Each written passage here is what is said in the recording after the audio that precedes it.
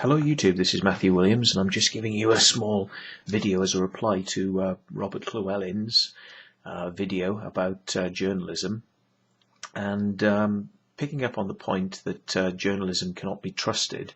I've had a number of experiences with journalists and media folk in misrepresenting myself with the crop circle subject, and obviously this is a very emotive subject for some people, and some people want to make out that the crop circles are made by aliens, and some people want to sort of put the point across that they're made by humans. So depending on the bias of the journalist and the bias of the story they want to create, one year they might say, oh yes, they're made by aliens, and the next year they might say, the same newspaper will say, well, here's the people who do it. So they play this game of hot and cold, and you know, that really is very deceptive to the public, because if the public are expecting the media to tell the truth on the subject matter in front of them, they would expect them to do a balanced investigation. But when the media come along and they say, well, we'd like to speak to you and take some photos, and now we're going to say that you can't make them and it's aliens, or we're going to say, look, it's the aliens, guys, yeah, and then next year they'll come and speak to you and they'll say, hey, can we take you out and actually make a circle, and you know, then we'll actually say, look, it's these people, and they play this hot cold game. That's very deceptive.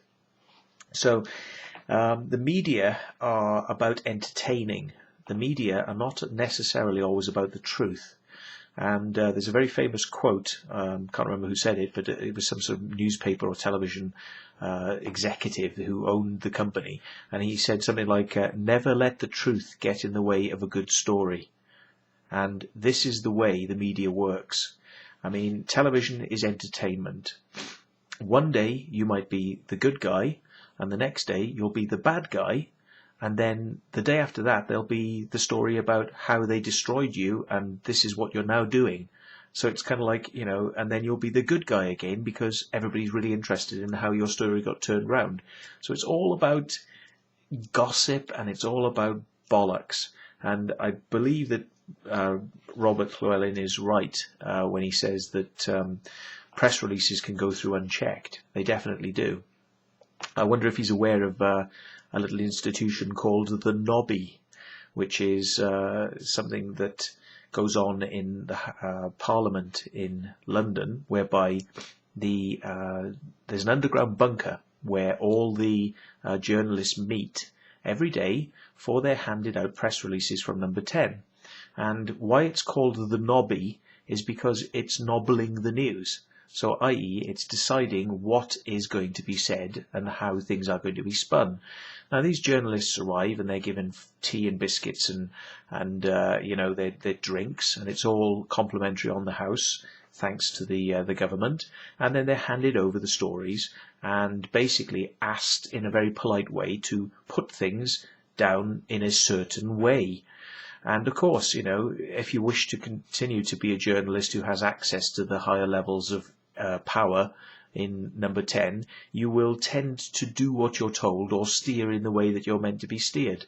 And you may be steered in a different direction tomorrow and steered back again in a different direction the day after. But that's okay, because that's your job. And I believe this has been referred to once or twice on television, and I've heard about it, and it's called the knobby. And so when you get your government propaganda handed out to you in the underground bunker at Number 10, or it's actually across the road from Number 10, that's where the journalists meet every day and they get handed out their propaganda. They have been nobbied. Okay, so it's just amazing, isn't it, that you know, there's no real attempt to hide the fact that we are fed crap. But much in the way as Mr. Fluellin did a thing a few years ago, and he said he was going to get rid of all technology. You know, he was going to basically not buy any new technology. I think that was the thing. He was going to not buy any new stuff or gadgets, and he was going to stay with what he had for a year. And he was going to do this in an attempt to see whether or not he could be environmentally friendly, something like that. And well, you know, I've had a similar sort of thing on the go, but it didn't last 1 year. It lasted since 1998. And I basically decided that I wasn't going to have any television in my life. No TV. No TV since 1998. Now, the reason I did this is for pretty much exactly the reasons that Bobby Llewellyn says that he doesn't like journalists and thinks that they put crap in the paper and they don't check it and it's all lies and it can be steered. Well, you're absolutely right, Bobby. Yes, you're absolutely right, mate. I've experienced it firsthand at a very, very deep level. And not always does the truth get on TV. Not always does the truth get in the newspapers. And sometimes you can hand things which are very explosive stories on a plate to journalists, and they will just be told to sit on it.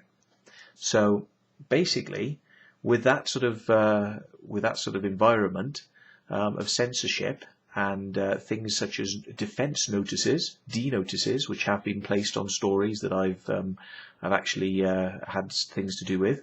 They don't do that anymore. Of course, they don't do that sort of thing. They wouldn't stop journalists reporting things.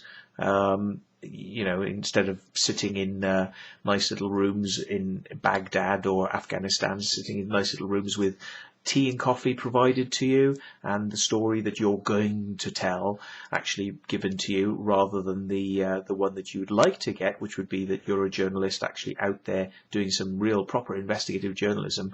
That doesn't tend to happen too much. And yes, that's why I don't have a TV, because it's all bollocks. And if you want to be programmed and told what to think and what is right and what is wrong, if you want to be told that this is the way the world is, and you want to actually, feel like you need that particular type of deodorant or this or that washing machine detergent, because the others are all crap, or this is new and improved, and because you're worth it, you need the best stuff because you're worth it. And if you don't have these things, that women won't go out with you, and that you just be a retard, and people will sort of talk about you and laugh and giggle across the street because you didn't watch those adverts and you didn't know that that's the way that you were meant to live your life. And it's all complete bollocks, because just like I was saying earlier on with the hot cold stories that the newspapers do with the crop circles, 1 year you're the good guy, the next year you're the bad guy.